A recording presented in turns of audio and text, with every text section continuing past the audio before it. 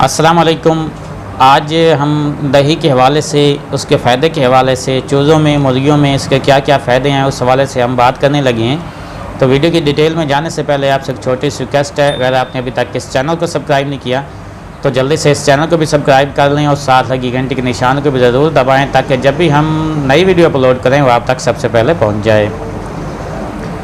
दही, क्योंकि आजकल गर्मियाँ चल रही हैं, अगर आप चाहते हैं कि डिहाइड्रेशन की वजह से हमारे मुर्गियों को जो पानी की कमी हो जाती है, मोशन लग जाते हैं, उन्हें डायरिया हो जाता है, खूनी मोशन लग जाते हैं, उस हवाले से उसको दूर करने के हवाले से उनके अंदर जो एंटीबैक्टीरियल, जो अच्छे बैक्टीरियल होते हैं जो उनके हाजमे को प्रोसेस को बेहतर करते हैं, उनकी नशोनुमा को बेहतर करते हैं, उनकी तादाद में इजाफ़ा करने के हवाले से हमें दही जो है वो हफ़्ते में या 5 दिन बाकायदगी के साथ या हफ़्ते में 2 मरतबा इस्तेमाल लाजमी करानी चाहिए।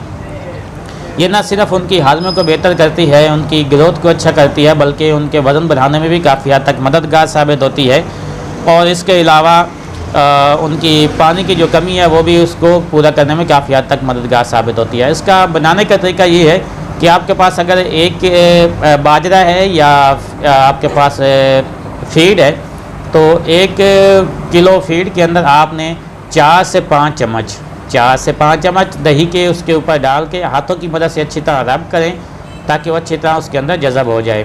जज़ब होने के बाद जब देखें कि वो थोड़ी सी उसके अंदर अच्छी तरह मिक्स हो गई है तो आप अपने मुर्गियों और चूज़ों को खिलाने के तौर पे इस्तेमाल करा सकती हैं और इसका कोई साइड इफ़ेक्ट भी नहीं है। तो इसके साथ आपको अच्छा उसका जो इजाफ़ा है, सोर्स है, वो इंशाल्लाह इसके साथ अच्छा मिलेगा, क्योंकि उनकी नशोनुमा बेहतर होगी।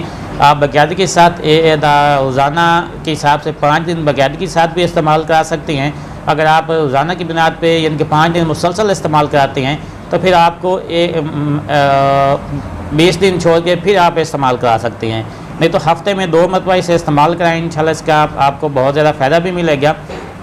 फिर भी अगर आपका कोई भी मसला होता है, किसी भी टॉपिक के हवाले से कोई इलाज जानना चाहते हैं बीमारी के हवाले से, तो आप हमें कमेंट्स के ज़रिए रब्ता कर सकते हैं। मैं इंशाल्लाह कोशिश करूँगा कि आपके दिए गए सवालों के जवाब भी दूँ और ऐसा नुस्खा बताऊँ जिसका कोई साइड इफ़ेक्ट भी नहीं होगा। वीडियो पसंद आने की सूरत में इसे लाइक और शेयर ज़रूर कीजिएगा ताकि किसी और भाई का भी फ़ायदा हो सके।